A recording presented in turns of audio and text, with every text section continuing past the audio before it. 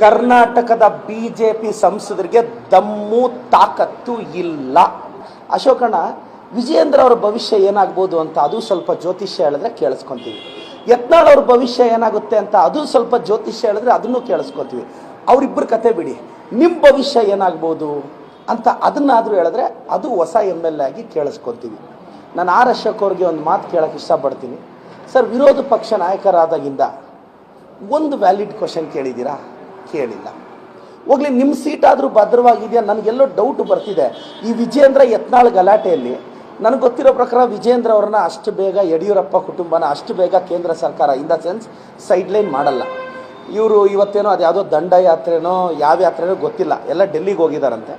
ನನಗೆಲ್ಲಾದರೂ ಯತ್ನಾಳ್ ಟೀಮ್ಗೆ ವಿರೋಧ ಪಕ್ಷ ಸ್ಥಾನ ಕೊಟ್ಟುಬಿಡ್ತಾರಾ ಅಂತ ನಂದೊಂದು ಇಂಟರ್ನಲ್ ಅನಾಲಿಸಿಸ್.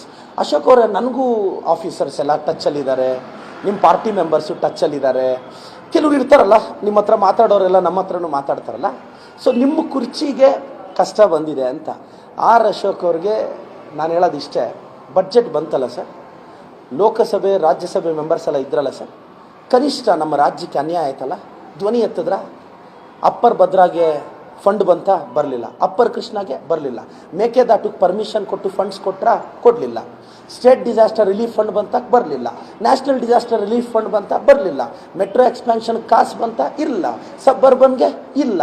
ಸಿಲಿಕಾನ್ ಸಿಟಿಗೆ ಇನ್ವೆಸ್ಟ್ಮೆಂಟ್ ಬಂತ? ಇರಲಿಲ್ಲ. ಕರ್ನಾಟಕದ ಬಿಜೆಪಿ ಸಂಸದರಿಗೆ ದಮ್ಮು ತಾಕತ್ತು ಇಲ್ಲ. ಅವ್ರಿಗೆ ದಮ್ಮು ತಾಕತ್ತಿದ್ರೆ ಪ್ರಶ್ನೆ ಮಾಡಲಿ.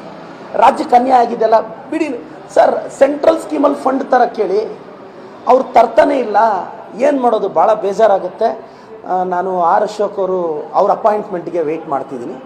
ಆರ್ ಅಶೋಕ್ ಸರ್, ಈಗ ನಮ್ಮ DK ಸಾಹೇಬರು ಹೇಳಿದ್ದಾರೆ, ನಾನು ನಿಮ್ಮ ಹತ್ರ ಸ್ವಲ್ಪ ಜಾತಕ ಕೇಳಕ್ಕೆ ಬರಬೇಕು ಅಂತಿದ್ದೀನಿ. ನನ್ನ ಬಗ್ಗೆ ಅಲ್ಲ, ನಿಮ್ಮ ಬಗ್ಗೆ. ಯಾಕೆಂದರೆ ನನ್ನ ಮೇಲೆ ನನಗೆ ಕಾನ್ಫಿಡೆನ್ಸ್ ಇದೆ ಸರ್, ಬೆಳಿತೀನಿ ಅಂತ. ಅದಕ್ಕೆ ನಿಮಗೆ ಜಾತಕ ಬೇಕಾಗಿಲ್ಲ. ಬಟ್ ನಿಮಗೆ ನಿಮ್ಮ ಮೇಲೆ ಕಾನ್ಫಿಡೆನ್ಸ್ ಇಲ್ಲ, ನಿಮಗೆ ಜಾತಕ ಬೇಕು. ನಿಮ್ಮ ಭವಿಷ್ಯ ಏನಾಗುತ್ತೆ ಅಂತ ತಿಳ್ಕೊಳ್ಳೋ ಕುತೂಹಲ ಇದೆ. ತಾವು ಅಪಾಯಿಂಟ್ಮೆಂಟ್ ಕೊಟ್ಟರೆ ಬರ್ತೀನಿ ಸರ್. ದೊಡ್ಡವರು, ವಿರೋಧ ಪಕ್ಷದ ನಾಯಕರು, ನಿಮ್ಮಷ್ಟು ದೊಡ್ಡವ್ನು ನಾನಲ್ಲ. ದಯವಿಟ್ಟು ನೀವು ಮೀಡಿಯಾದವರೆಲ್ಲ ಅಶೋಕ್ ಸಾಹೇಬ್ರ ಹತ್ರ ಒಂದು ಅಪಾಯಿಂಟ್ಮೆಂಟ್ ಕೊಡಿಸಿದ್ರೆ ಅವ್ರ ಜಾತಕ ಕೇಳೋಣ ಅಂತ ಹೋಗೋಣ ಅಂತಿದ್ದೀನಿ. Thank you sir. ನಾನು ವಿರೋಧ ಪಕ್ಷದ ನಾಯಕರಿಂದ ನಾನು ತುಂಬ ಒಂದು ಹೊಸ MLA ಸರ್, ನಾನು ತುಂಬ ಎಕ್ಸ್ಪೆಕ್ಟ್ ಮಾಡ್ತೀನಿ ಅವರಿಂದ. ನಮ್ಮ ಸರ್ಕಾರದ ಚಿಕ್ಕ ಪುಟ್ಟ ತಪ್ಪುಗಳನ್ನ ತೋರಿಸ್ಬೇಕು. ಫ್ಯಾಕ್ಟ್ ಒಂದು ಮಾತಾಡಲ್ಲ. ಅಲ್ಲಿ ಪೊಲೀಸವ್ರು ನೋಡಿಯಕ್ಕೆ ಹೋಗ್ತಾರೆ, ಅವ್ರ ಮೇಲೆ ದಬ್ಬಾಳಿಕೆ ಮಾಡ್ತಾರೆ. ಡಿಸಿಪ್ಲಿನ್ಡ್ ಅಂತೆ. ಯಾರ್ದು ಸರ್ ಡಿಸಿಪ್ಲಿನ್ಡ್ ಪಾರ್ಟಿ? ನಮ್ಮ ಕಾಂಗ್ರೆಸ್ ಡಿಸಿಪ್ಲಿನ್ಡ್ ಪಾರ್ಟಿ. ನಾವು ಯಾರಾದರೂ ನಮ್ಮ ನಾಯಕರ ವಿರುದ್ಧ ಮಾತಾಡ್ತೀವ? ನಮ್ಮ ನಾಯಕರ ಡಿಶನ್ನು ಡಿಸ್ರೆಸ್ಪೆಕ್ಟ್ ಮಾಡ್ತೀವ?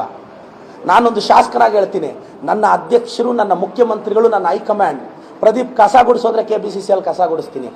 ಅಟ್ಲೀಸ್ಟ್ ಇವ್ರ ಪಾರ್ಟಿಯಲ್ಲಿ ವಿರೋಧ ಪಕ್ಷದ ನಾಯಕರಾಗಿ ಇವ್ರಿಗೆ ದಮ್ಮು ತಾಕತ್ತಿಲ್ಲ ಅವ್ರ ಬಾಯಿ ಮುಚ್ಚಕ್ಕೆ. ಇದು ಯಾವ ಡಿಸಿಪ್ಲಿನ್ಡ್ ಪಾರ್ಟಿ ಸರ್? ನಮಗೂ ಒಂದು BJP ಅಂದರೆ ಸ್ವಲ್ಪ ಡಿಸಿಪ್ಲಿನ್ ಇರುತ್ತೆ ಅಂತ. ಇವ್ರಿಗೆ ಇನ್ಡಿಸಿಪ್ಲಿನ್ ಡಿಕ್ಷನರಿಯಲ್ಲಿ ಇನ್ನು ಮುಂದೆ BJP ಅಂತ ಬರೀಬೇಕು.